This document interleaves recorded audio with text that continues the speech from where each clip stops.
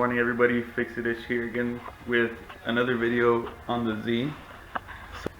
So in the last video we modified the subframe so that I could get the clearance for the oil pan that I needed. That's all taken care of, as good as or as much clearance as we're going to be able to get, but it's going to work. In this video I want to try and get this engine running in the motor, in the car, like if it was on an engine stand. Since I don't have the transmission or adapter plate right now, I want to try and get it started like this. The next thing is going to be that I'm going to be going with G-Force adapter plate kit, which is the adapter plate, the flywheel, and the hardware, and I believe it has the pilot bushing as well. Going with that one, that was the least expensive one that I could find. It was $600. Everything else was, I think, twice as much. It was about $1,000 and up from there. Let's see what else. Oh, the other thing, the alternator. I'm going to be mounting the alternator down here. The little kit that I found for that bolts it up to this guy right down here. Some of these motors have this already threaded, but mine doesn't, and so you got to drill and tap this. That way, that screw goes in right there. And the kit obviously has some spacers. This little bracket, like an L bracket, it has some spacers so that it brings the alternator out so that it lines up with the pulleys. But I'm gonna be getting that as well.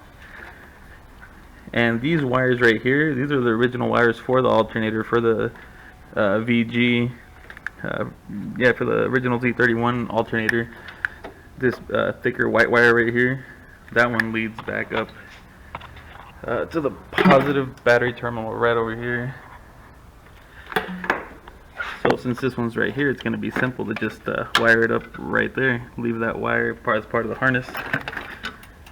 And then obviously the connector. This is a 2-pin connector for the truck alternator. This one's gonna go with the wiring harness. Yeah, the engine wiring harness, which I have right over here as well. In between all my mess. Oop. It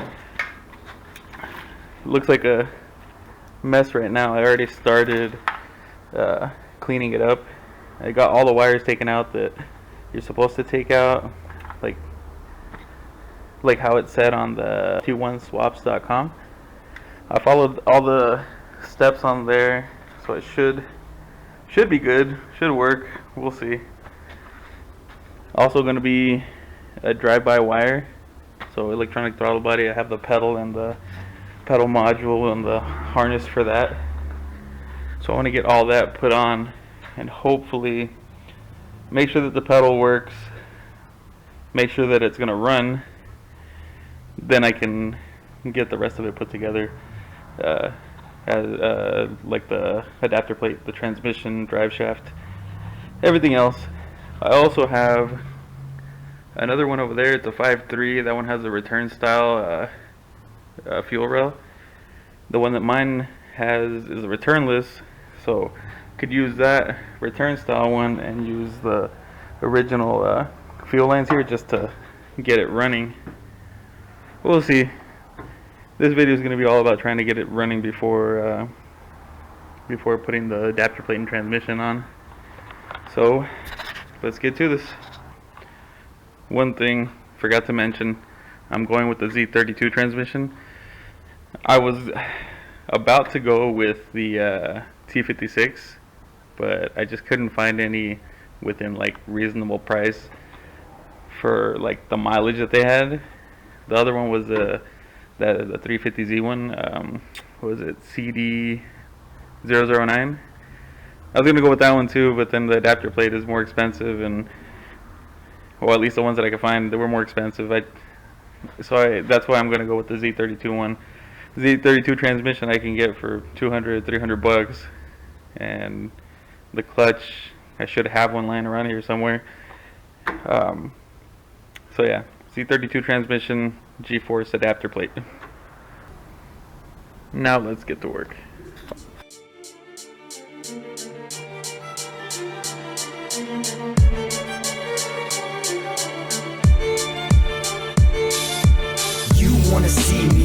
to the underground. You wanna be me, be it in the underground. You say you feel me, you say you feel the underground. Look for buried treasure right here in the underground. You wanna see me, bring it to the underground. You wanna be me, be it in the underground. You say you feel me, you say you feel the underground. Look for buried treasure right here in the underground.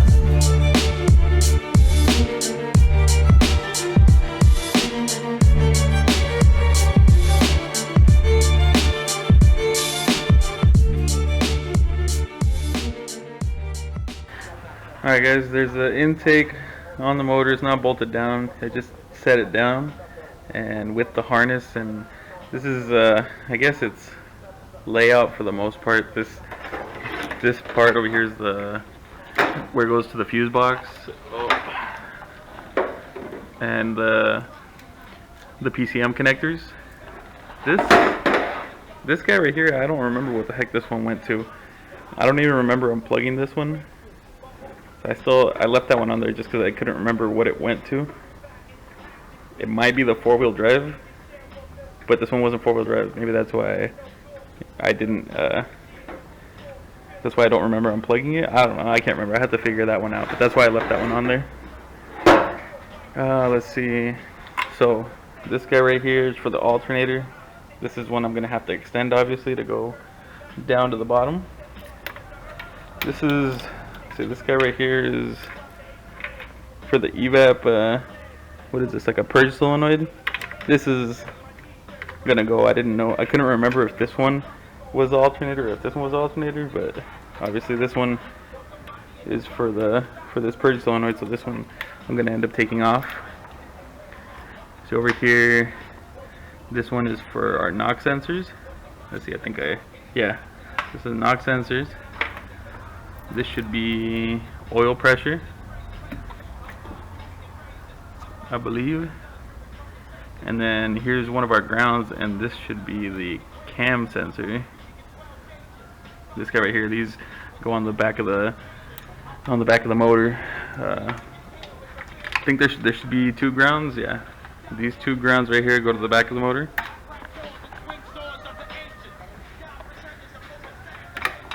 Yeah, these go right back here.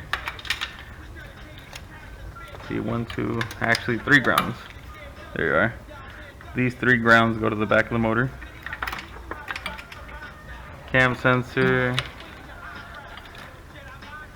ignition coil, and then here is, see, this is the crank position sensor. I think this one was for the starter, but I wasn't sure if I was gonna need this one, but I'm not going to. They already have the starter mounted down there. It's a little hard to see. Get the light down there. So yeah, the starter's already mounted down there. So from the original wiring for the Z31, the power wire from the battery, that one fits on there pretty good. I have to fix it a little bit, like just bend it because it's kind of crooked. And then the yellow wire right here is our signal. That one comes from our ignition switch. That one just goes to the signal on this starter, and then you should be able to crank it with your key. So let me go ahead and plug in some of these connectors, and then we can go to the fuse box and see what we need to do over there. Alright guys, so there's a huge mess of wires right here. I, for the most part, know what everything is. Where's this wire? This wire here I was looking for. I thought I couldn't find it. I think I had said that it was the oil pressure one, but it's not the oil pressure because I'm missing that wire. This one should be for the coolant temperature sensor, the one that goes right here on the head. I still have the original fuse box. I'm gonna try and use a lot of the original stuff on here. I know I can get rid of a lot of these wires and make my own relay box, but I'm gonna try and do it this way first. Once I get it running, then I'll start trying to clean everything up, make it look nice. All this mess of wires is gonna go through the factory hole in the firewall and go into the passenger side. since I never have a passenger seat anyways, all that stuff is going to go in there, and eventually I'm going to clean it all up. But for now, I just want to get it all running. And from what I found online, on the fuse box, once you have everything hooked up, you got your power wire going to this one right here, this little one, and you need to make sure that these are screwed down. I couldn't figure out why I wasn't getting power to this fuse box.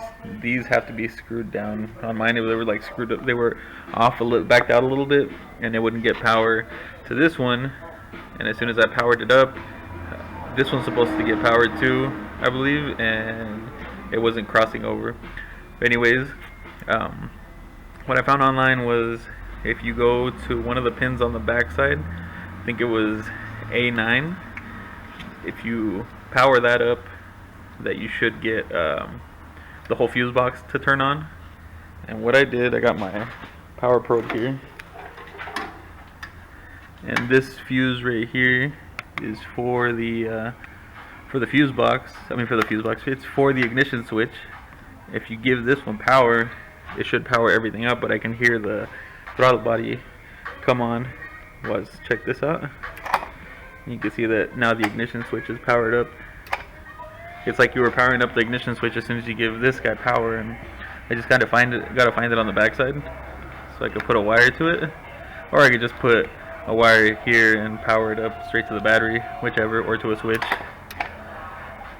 But now that I got that hooked up, now I just need to tighten up the intake. Yeah, tighten down the intake. Put the, what else do I gotta put on? I think that should be it. I gotta hook up the fuel system, or just spray some brake cleaners or starting fluid into the intake and see if it'll fire up. But anyways, that's gonna be the next thing, so we'll get to that next.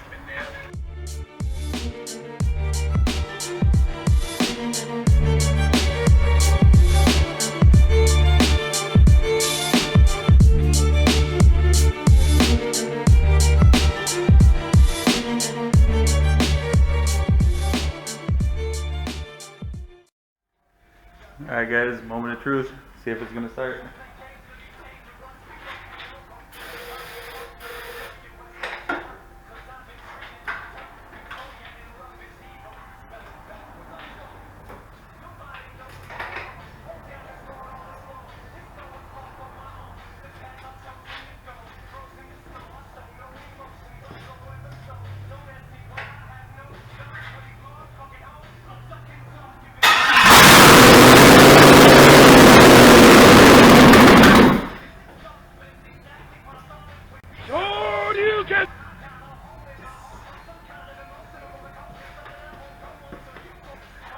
Hell yeah, guys. Started up. I can't believe it started. That shit's super exciting. That means my wiring here was correct.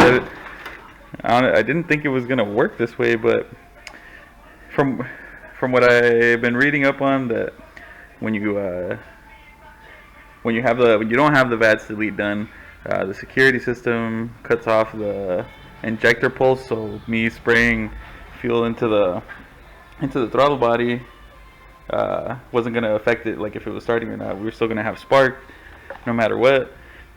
Powering up the fuse box through here powered everything up, so it's a good thing I kept all of this right here. Oh, hell yeah. Hell yeah. So excited. So excited. Now I can make this look, all the wiring look nice, run it into the car. Hell yeah.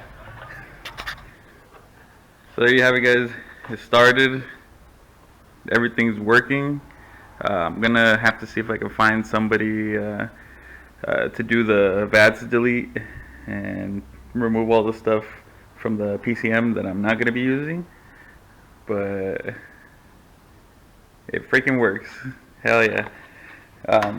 That's gonna be it for this one. Maybe on the next one, I'm gonna have the wiring all cleaned up, and possibly if I order this guy for the bracket for the alternator, I'll be showing you guys how to do that too.